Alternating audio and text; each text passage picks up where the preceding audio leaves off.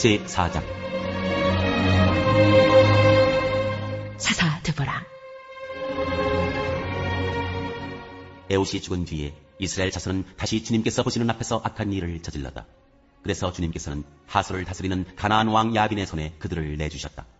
그의 군지휘관은 이방의 땅 하로셋에 사는 시스라였다. 야빈은 철병거 900대를 가지고 있었으며 20년 동안 이스라엘 자손을 심하게 억압하였다. 그래서 이스라엘 자손은 주님께 울부짖었다. 그때 이스라엘의 사살은 라피도세 아내인 예언자 드보라였다. 그가 에브라임 산간지방인 라마와 베델 사이에 있는 드보라의 중려나무 아래에 앉아있으면 이스라엘 자손은 그에게 나와 재판을 받곤 하였다.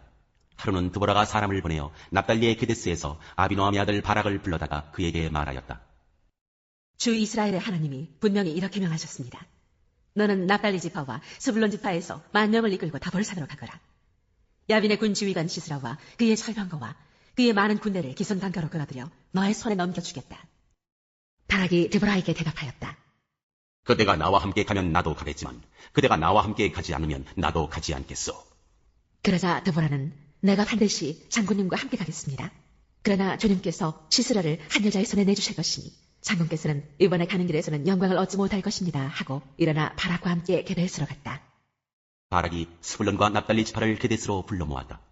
바락이 10,000명의 군사를 이끌고 쳐올라갔고 드보라도 그와 함께 떠났다.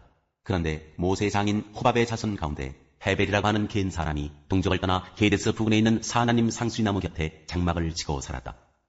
시스라는 아비노함의 아들 바락이 다볼산으로 올라갔다는 소식을 전하여 듣고 그의 전병력 곧 900대의 철병거와 그가 거느린 온 군대를 이방인의 땅 하로셋에서 기송강가로 불러 모았다.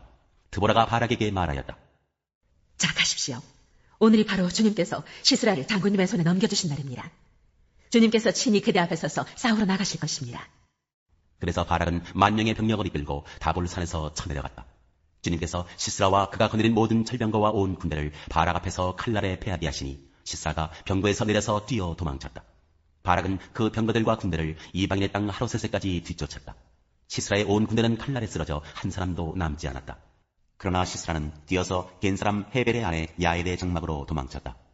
하솔왕 야빈과 겐사람 헤벨의 가문과는 서로 가깝게 지내는 사이였기 때문이다. 야엘이 나아가 시스라를 맞으며 들어오십시오 높으신 어른, 안으로 들어오십시오. 두려워하실 것 없습니다 하고 말하였다. 시스라가 그의 장막으로 들어오자 야엘이 그를 이불로 덮어주었다. 내가 목이 마르니 물 좀 마시게 하여 주시오 하고 시스라가 간절히 청하자 야엘이 우유가 든 가죽 부대를 열어 마시게 하고는 다시 그를 덮어주었다.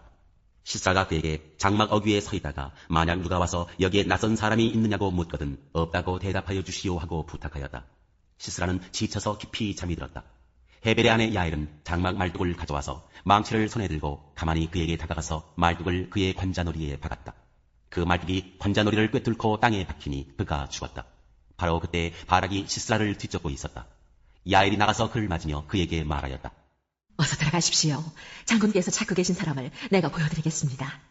바락이 그의 장막으로 들어가 보니 시스라가 죽어 쓰러져 있고 그의 관자놀이에는 말뚝이 박혀 있었다. 이렇게 하나님이 그날의 이스라엘 자손 앞에서 가나안 왕 야빈을 굴복시키셨다. 이스라엘 자손은 점점 더 강력하게 가나안 왕 야빈을 억압하였고 마침내 가나안 왕 야빈을 멸망시켰다.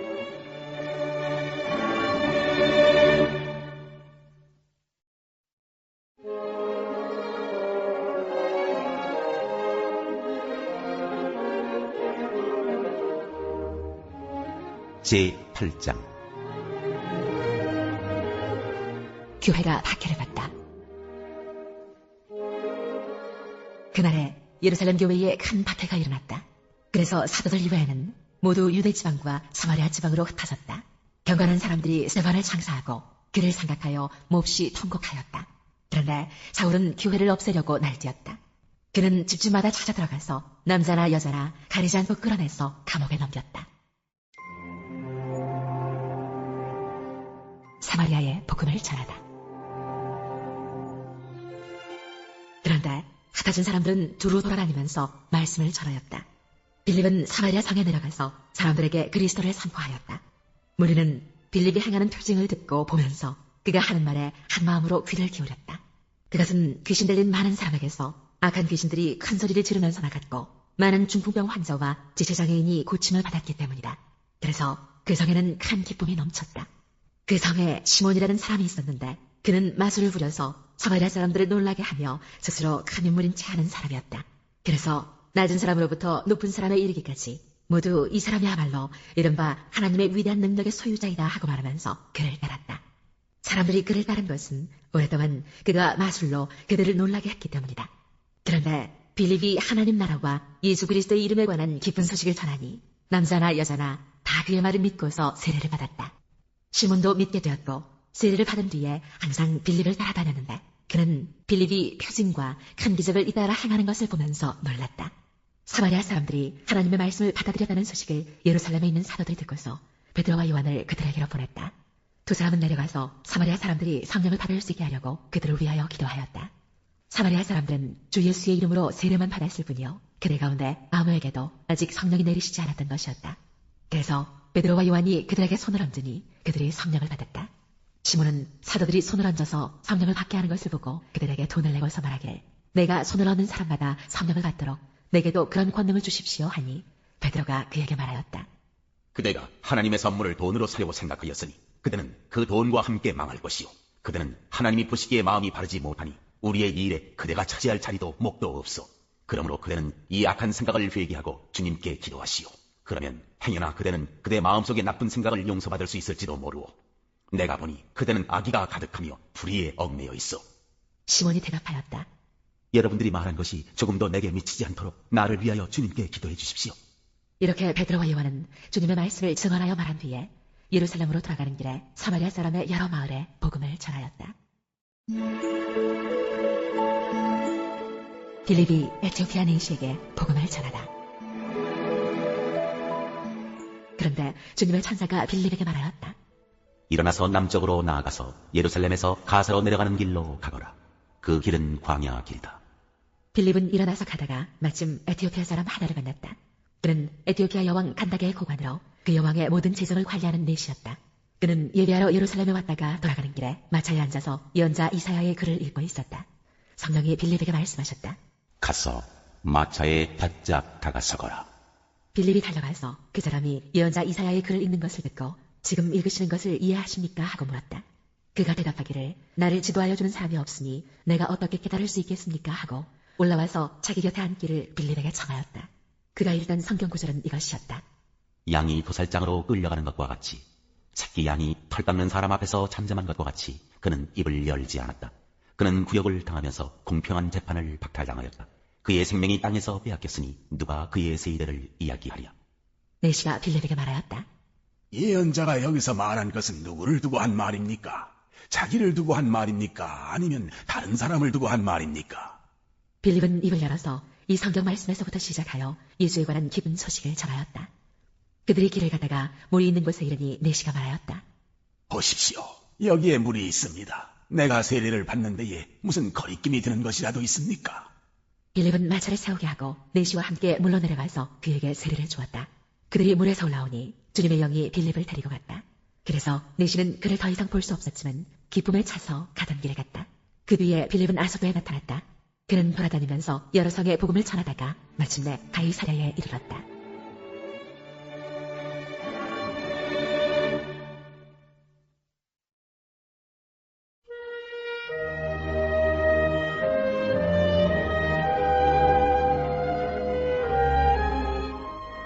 제17장 유다의 죄와 벌.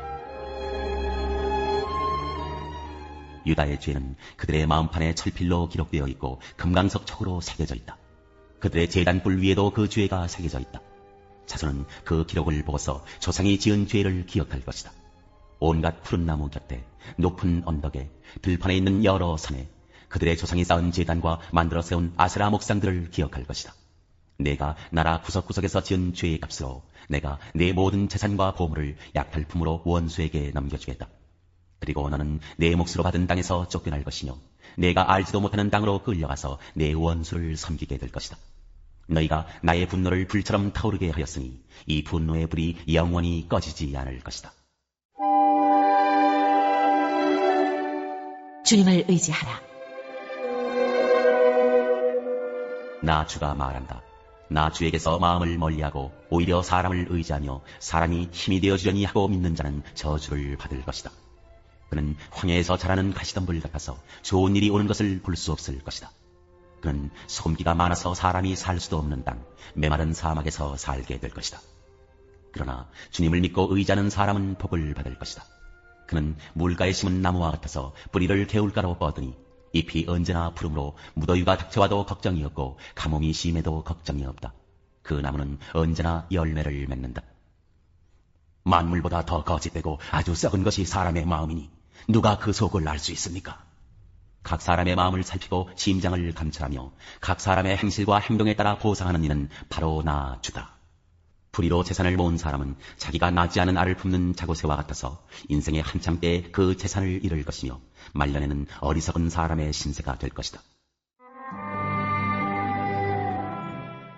예레미야의 기도. 우리의 성전은 영광스러운 보좌와 같다. 처음부터 높은 산 위에 자리를 잡았다. 주님, 이스라엘의 희망은 주님이십니다. 주님을 버리는 사람마다 수치를 당하고 주님에게서 떠나간 사람마다 생수의 근원이신 주님을 버리고 떠나간 것이므로 그들은 땅바닥에 쓴 이름처럼 지워지고 맙니다. 주님, 저를 고쳐주십시오. 그러면 죄가 나을 것입니다. 저를 살려주십시오. 그러면 죄가 살아날 것입니다. 주님은 죄가 찬양할 분이십니다. 백성이 저에게 빈정거리는 말을 들어보십시오. 주님께서는 말씀으로만 위협하시지 별것도 아니지 않느냐. 어디 위협한 대로 되게 해보시지 합니다. 그러나 저는 목자가 되지 않으려고 도망을 가거나 주님 섬기기를 피하려고 하지도 않았습니다. 재앙의 날을 오게 해달라고 간구하지도 않았습니다. 주님께서 보시는 앞에서 제가 아뢰었으므로 주님께서는 제가 무엇을 아뢰었는지를 알고 계십니다. 저를 무섭게 하지 마십시오. 주님은 재앙의 날에 저의 피난처이십니다. 저를 박해하는 사람들이 수치를 당하게 하시고 제가 수치를 당하지는 않게 하여 주십시오. 그들이 무서워 당황하게 하시고 제가 무서워 당황하지는 않게 하여 주십시오. 이제는 그들에게 재앙의 날이 오게 하시며 갑절의 형벌로 그들을 멸망시켜 주십시오. 안식일을 거룩하게 지켜라. 주님께서 나에게 이렇게 말씀하셨다. 너는 가서 유다의 왕들이 출입하는 백성의 문과 예루살렘의 모든 성문에 서서 그들에게 전하여라. 이 모든 성문으로 들어오는 유다의 왕들과 유다의 모든 백성과 예루살렘의 모든 주민아, 너희는 나 주의 말을 들어라. 나 주가 말한다. 너희가 생명을 잃지 않으려거든 안식일에는 어떠한 짐도 옮기지 말고 짐을 가지고 예루살렘의 성문 안으로 들어오지도 말아라. 안식일에는 너희의 집에서 짐도 내가지 말아라. 어떠한 일도 해서는 안 된다. 너희는 내가 너희 조상에게 명한 대로 안식일을 거룩하게 지켜야 한다. 그러나 너희 조상은 아예 듣지도 않았고 귀를 기울이지도 않았다. 그들은 나에게 순종하지도 않았고 교훈을 받아들이지도 않았으며 고집을 꺾지도 않았다. 나 주의 말이다. 너희가 이제 나의 말에 잘 순종해서 안식일에 이 도성의 성문 안으로 어떠한 짐도 가져오지 않고 안식일을 거룩하게 지키면서 그날에는 어떠한 일도 하지 않으면 다윗의 보좌에 앉은 왕들이 병거와 군마를 타고 배신들을 거느리고 유다 사람과 예루살렘 주민까지 거느리고 이 도성의 성문 안으로 들어올 것이다. 이 도성에서는 영원히 사람이 살 것이다. 유다의 성읍들과 예루살렘 주변과 베냐민 땅과 평원지대와 산간지역과 남방에서부터 사람들이 번제물과 희생제물과 곡식제물과 유향을 가지고 와서 주의 성전에서 감사의 제물로 바칠 것이다. 그러나 너희가 안식일을 거룩하게 지키라는 나의 말을 듣지 않고 안식일에 짐을 옮기며 예루살렘의 성문 안으로 짐을 가지고 들어오면 내가 이 성문에 불을 질러 예루살렘의 궁궐을 태워버릴 것이다. 아무도 그 불을 끄지 못할 것이다.